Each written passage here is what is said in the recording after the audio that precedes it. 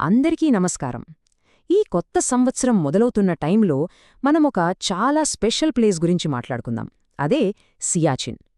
అక్కడ మన భారత సైనికులు ఎంత తీవ్రమైన పరిస్థితుల్ని ఎదుర్కొంటున్నారో ఈరోజు మనం తెలుసుకోబోతున్నాం. పదండి, ప్రపంచంలోనే అత్యంత ఎత్తైన ఈ యుద్ధభూమిలోకి ఒక ప్రయాణం చేద్దాం. ఒక్కసారి ఆలోచించండి, మన కంటిలోంచి వచ్చే కన్నీటి చుక్కగూడా కింద పడకముందే గాలిలోనే ఐస్లాగా గడ్డగట్టేంత చలి. అలాంటి ప్రదేశంలో బ్రతకడమంటే ఎలా ఉంటుందో ఊహించుకోగలమా? ఈ ప్రశ్న మనమిప్పుడు చూడబోయే నిజాలకి ఒక చిన్న శాంపిల్ మాత్రమే. ఇంత కఠినమైన ప్రదేశంలో పనిచేయాలంటే మంచి ఫిజికల్ ట్రైనింగ్, లేటెస్ట్ ఎక్విప్మెంట్ ఇవి మాత్రం ఉంటే సరిపోదు. వీటన్నిటినీ మించి ఒక స్పెషల్ స్పిరిట్ కావాలి. అందుకే అంటారు, ఇక్కడ డ్యూటీ చేయడానికి అవసరమైన ఆ దేశభక్తి అనే నిప్పు అది కేవలం మన భారత సైనికుల్లో మాత్రమే కనిపిస్తుంది అని. సరే, మన ప్రయాణం మొదలు పెడదాం. First stop Sonam post. దీన్ని ఎందుకు ప్రపంచపు పైకప్పు అని పిలుస్తారో మనమిప్పుడు తెలుసుకుందాం. సోనం పోస్ట్ సముద్ర మట్టానికి సుమారుగా 20,500 అడుగుల ఎత్తులో ఉంది. ఊహించండి, ఎంత ఎత్తంటే అక్కడ మనిషి తట్టుకుని నిలబడటమే ఒక పెద్ద పరీక్ష అన్నమాట. అంతేకాదు, ఈ పోస్ట్ పేరు మీద ఒక వరల్డ్ రికార్డ్ కూడా ఉంది. ప్రపంచంలోనే అత్యంత ఎత్తైన ఎలిప్యాడ్ ఇక్కడే ఉంది అంటే అర్థం చేసుకోండి, స్ట్రాటజిక్గా ఇది ఎంత ఇంపార్టెంటో. అసలు అంత ఎత్తులో హెలికాప్టర్ ల్యాండ్ చేయడమనేది మామూలు విషయం కాదు. ఎందుకంటే అక్కడ గాలి చాలా పలుచగా ఉంటుంది. హెలికాప్టర్ పైకి లేవడానికి కావలసిన లిఫ్ట్ దొరకదు. కానీ ఇలాంటి పరిస్థితుల్లో కూడా ల్యాండ్ చేయగల సత్తా ప్రపంచంలో ఒకే ఒక ఎయిర్ఫోర్స్కుంది. అది మన ఇండియన్ ఎయిర్ఫోర్స్. వాళ్ళ స్కిల్కి ఇదొక నిదర్శనం. ఇంతకీ అక్కడ టెంపరేచర్ ఎంతుంటుంది అనుకుంటున్నారా? ప్రస్తుతం సోనం పోస్ట్లో టెంపరేచర్ -50 డిగ్రీలు. -50! అసలు మనం ఇక్కడ కూర్చుని ఆ చల్లిని ఊహించడం కూడా చాలా కష్టం. కానీ మన ప్రయాణం ఇక్కడితో ఆగలేదు. ఛాలెంజెస్ ఇంకా తీవ్రంగా మారబోతున్నాయి.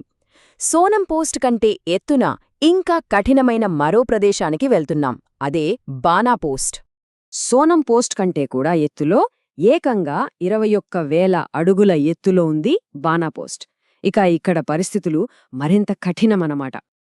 అసలు 21,000 అడుగులు అంటే ఎంత ఎత్తు అని సింపుల్గా అర్థం కావాలంటే మనం ఫ్లైట్లో వెళ్తాం కదా, ఆ ఫ్లైట్ ప్రయాణించే ఎత్తులో దాదాపు 3/2 వంతుల ఎత్తు ఇది.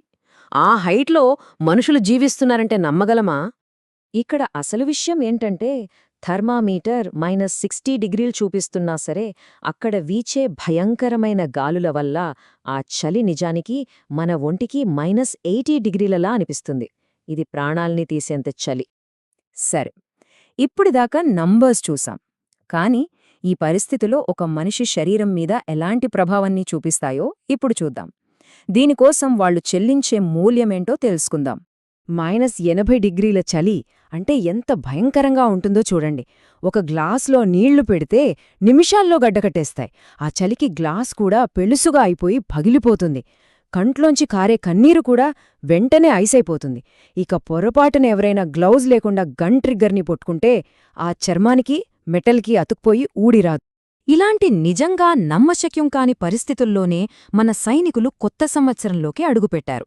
ఒకసారి వాళ్ల త్యాగాన్ని మనం పెట్టుకున్న కొత్త సంవత్సరపు లక్ష్యాల్ని పోల్చిచూద్దాం.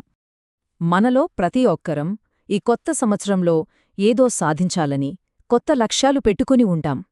వాటికోసం మనం చాలా కష్టపడతాం. కాని మనమందరం గుర్తుంచుకోవాల్సిన ఒక ముఖ్యమైన విషయం ఉంది.